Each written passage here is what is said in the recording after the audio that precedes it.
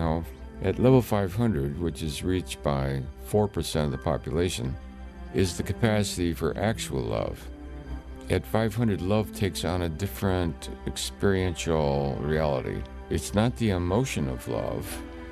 When people talk about love, they're talking about an emotion, that which goes from this to that. I love you, you love me, and therefore it can be lost. That person could stop loving you, and if that person is the source of your happiness, now you're going to be quite desperate. And of course, love relationships that go down the hills, often result in suicide and homicide. In other words, it can cause quite a violent reaction. So one is always vulnerable. So to be in love in that sense, then you're putting your happiness outside of yourself. As you get to the 500s now, the source of happiness is not outside yourself, but comes from within. So love at calibrated level 500 now changes into a way of being in the world. The spiritual love is a way of being. It's the way you are within the world, what you are to the world.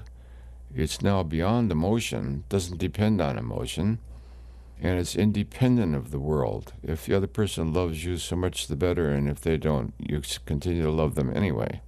So I love my kitty no matter what. And if my kitty suddenly starts loving me, that's the kitty's loss, because I still love the kitty, and he'll get out of his bad mood, So we become that which sort of nurtures life. The energy field of somebody in the 500s now begins to radiate out and support life.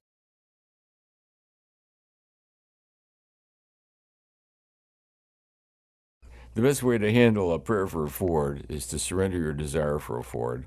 Why did you want the Ford? Because you think that happiness is something outside of yourself. If I have the new Ford, then I will feel successful, and then I will feel happy. So all desires then have associated with them the unconscious belief system that they will bring us happiness.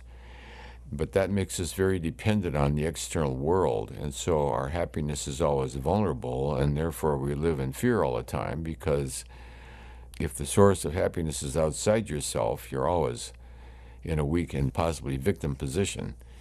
If the source of happiness then is self-fulfillment within oneself, then nobody can take it away from you.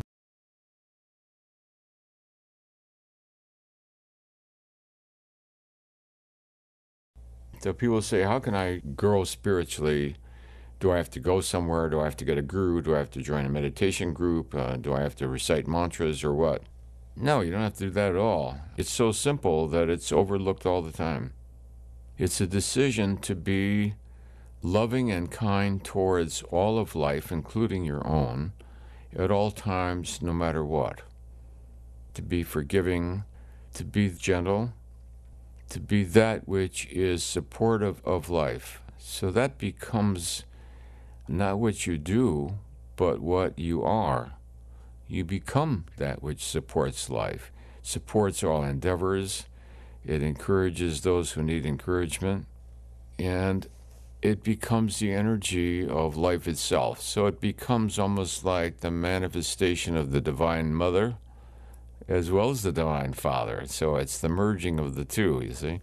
That which is nurturing, at the same time that which is demanding of excellence.